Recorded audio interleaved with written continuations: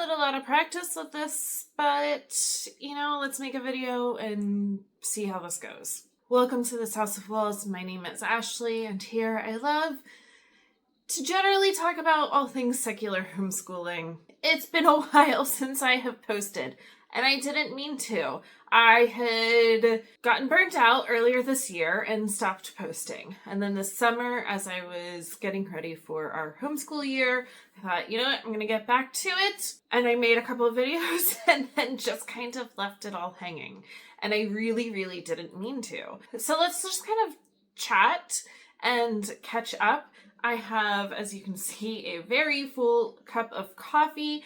And then I'm going to talk some books that I'm reading and that my kids are reading and kind of what I want this channel to be. All right, I put the coffee down so that hopefully it's not scaring everybody that I'm going to tip it all over. I really, like I said, I did not mean to take such a break. I have been doing pretty well. Our school year has been going pretty well. We've had some ups and some downs, but overall we're working it out, figuring it out. I was planning on making videos, monthly homeschool wrap-up kind of videos to show how everything is going. Earlier this year, I'd started a separate book channel, and I had started posting on that as well. But let's be serious, I really don't like having two separate channels. I don't. I like having this one space where I can come on and talk whatever I want to talk about.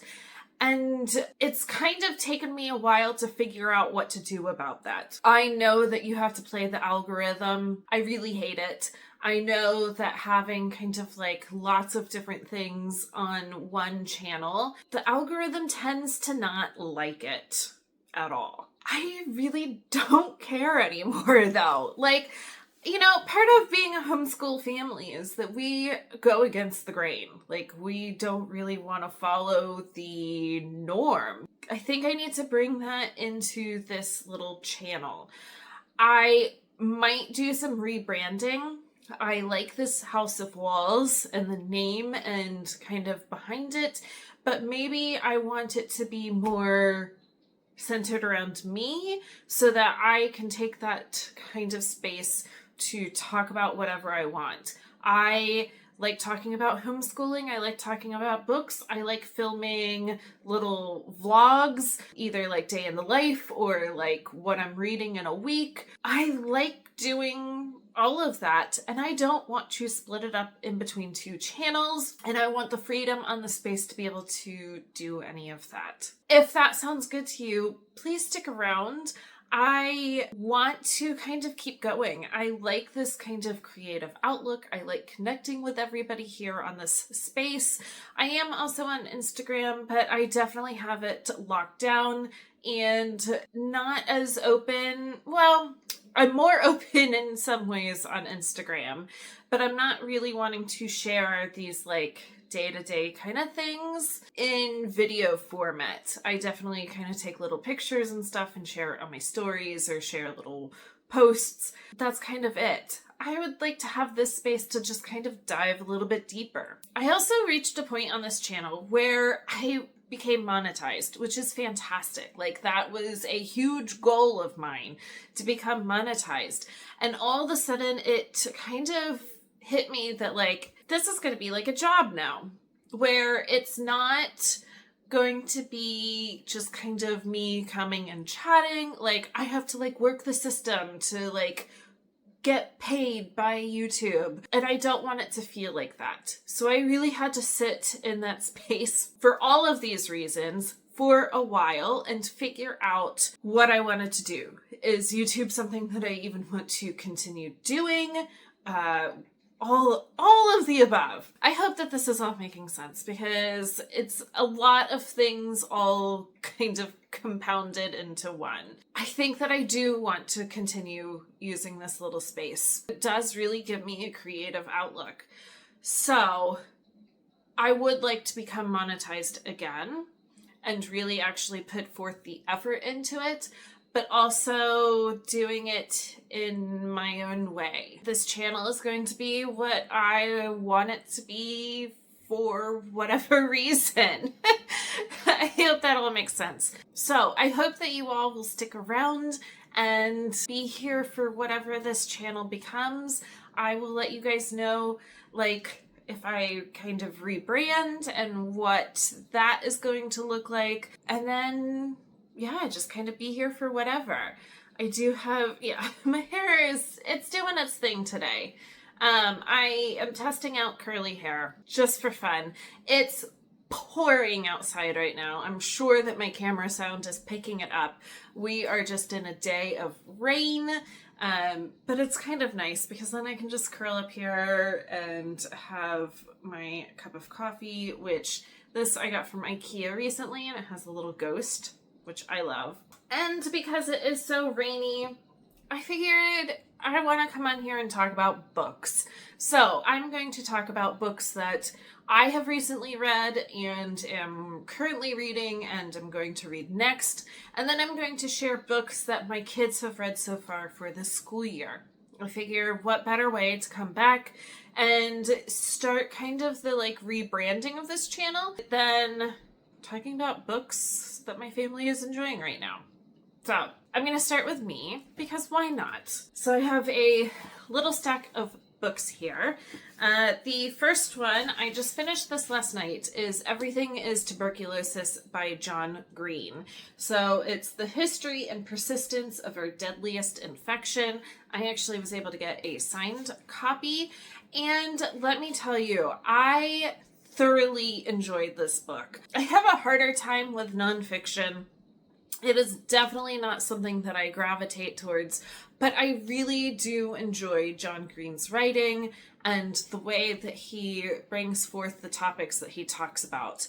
So this is all about tuberculosis, and just the statistics in this book are astounding. I had absolutely no idea that these were the statistics that we were looking at with tuberculosis. It's crazy.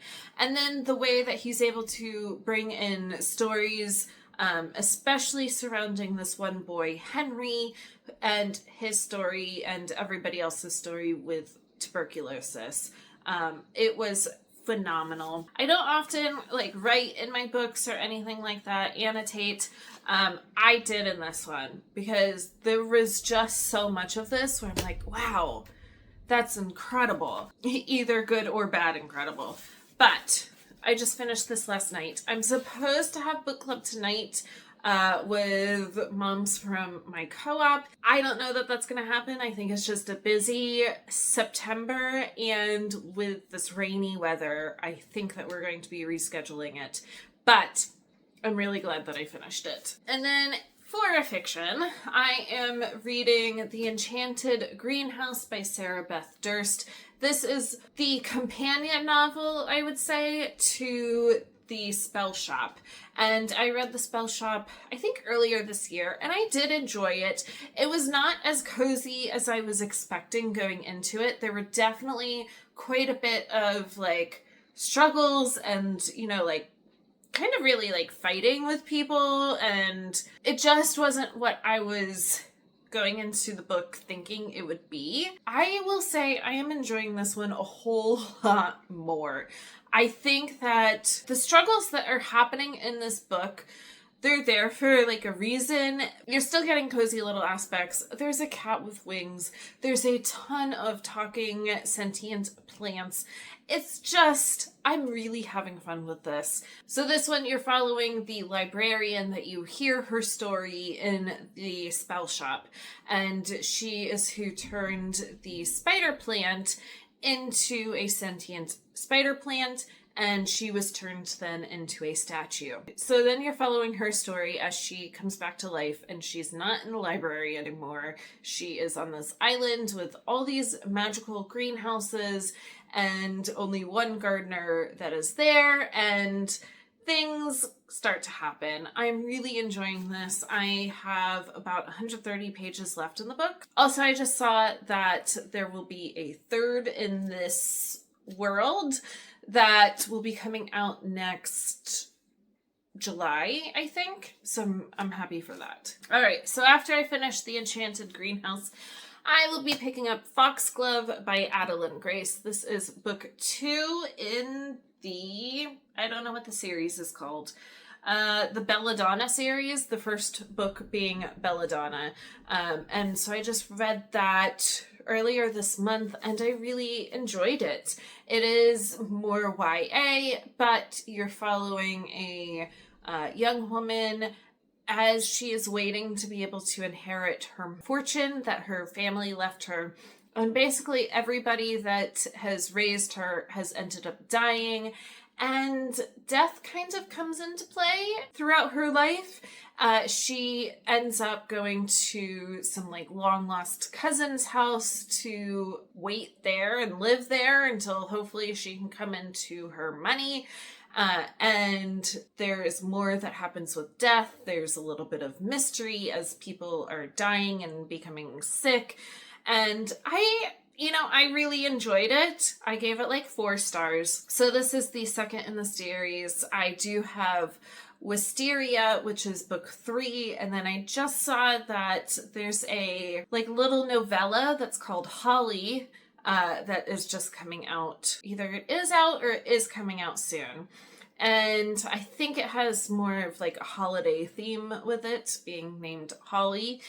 So there's those. And then one last book that I just want to talk about. It's another book club book, and it's also a nonfiction, and that is The Witch of Pungo by Scott O'Moore. This deals with local history to where I live, where a woman in the early 1700s, 1706, was dunked in a local inlet near us. And she was tried as a witch twice and ended up surviving. And she was the last known person to be tried as a witch in Virginia. So it's just this little short nonfiction book. Both of my book clubs are going to be reading this. And so this is going to be the next book that I'm going to be picking up along with Foxglove to check it out. I learned a lot from the story just by going and hearing the author speak. There's definitely some folklore that has come out of this local to my area, but not all of it is actually true, or we just don't, ooh, some lightning. Or we just don't know what, ooh, the story actually was, because things weren't written down. Records weren't kept like they are now.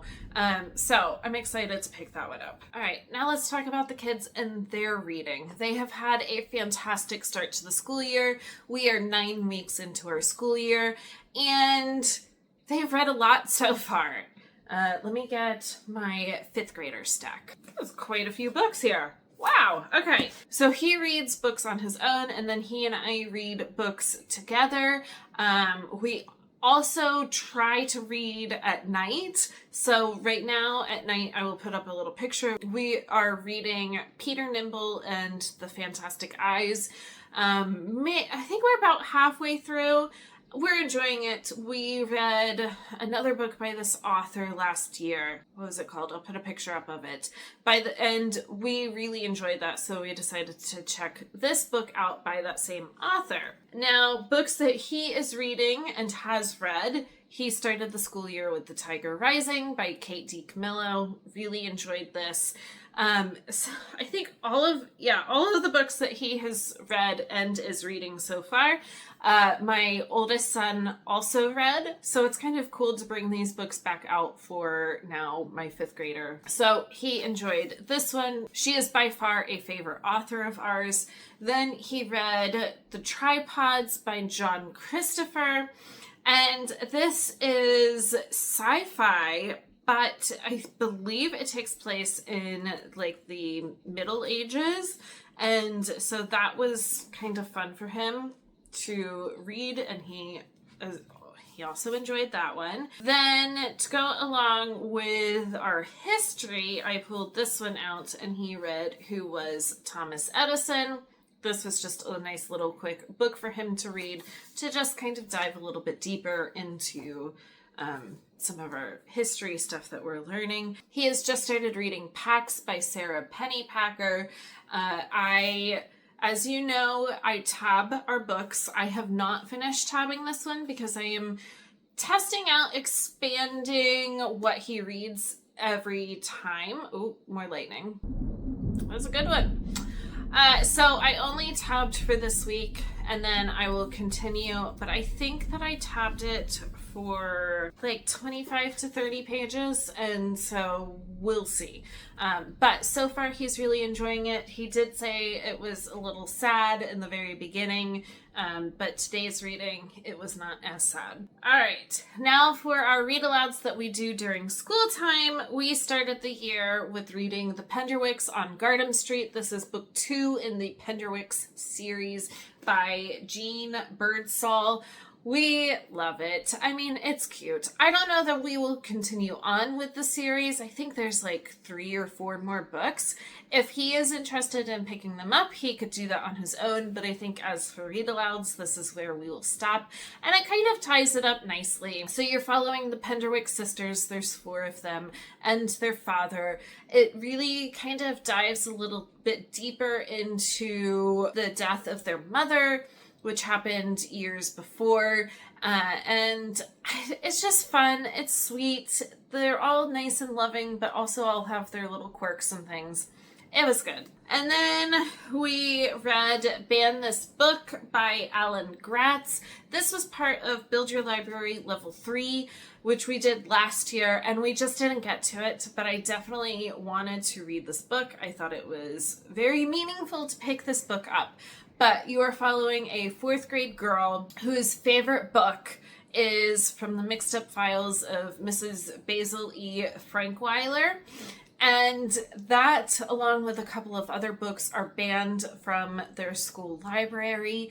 And she is just absolutely heartbroken by it. She spends all her time in the library sitting there reading. And so she and some friends decide to make a banned books locker library inside of her locker. This book was fun and cute, but also meaningful and teaches how to stand up for yourself and for others and kind of work the system to make it so that you're heard. I guess that makes sense. Yeah. It was a good book. Then we have just started The Vanderbeekers and the Hidden Garden. So this is The Vanderbeekers on 141st Street. This is book 2. We, as well as the Penderwicks, read both of those a couple years ago, and so we're just picking them up. And we're really liking it. This one does take place in the summer, so I figured we need to pick it up now because I am very into fall already. But it's good to pick it up. And so we're back with the Vanderbeekers. There's 5 kids. One of them is away at a summer camp, and the 4 others are deciding that they want to create a garden in an abandoned lot that's right by their apartment to help one of their neighbors who has recently had a stroke. We're really enjoying it. We're not that far into it.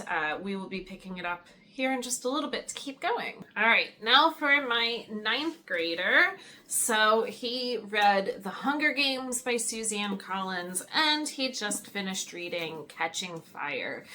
He has enjoyed both of them. They have been good. We did watch The Hunger Games after he finished reading it. He had seen it before, but I think it just helps to bring it to light a little bit more, obviously knowing more of the backstory. And then he literally just finished Catching Fire yesterday, so hopefully soon we will watch that movie. And he has enjoyed them. They have been good. So we will be continuing on, and we have Mockingjay. I do have the 2 prequels, and I don't know that I will assign those to him, but I will have them here if he would like to sit down and read them just on his own. But we have Mockingjay. Now, before he gets to Mockingjay, we are going to take just a little pause, and he's going to be picking up this graphic novel. This is The Hidden Life of Trees, a graphic adaptation by Peter Wolleben. I will give an update about one subject that we've had some curriculum changes, that being science. And this is recommended in his science that he is doing right now. It's a botany unit, and so I was able to get this from the library, and he is going to read through this.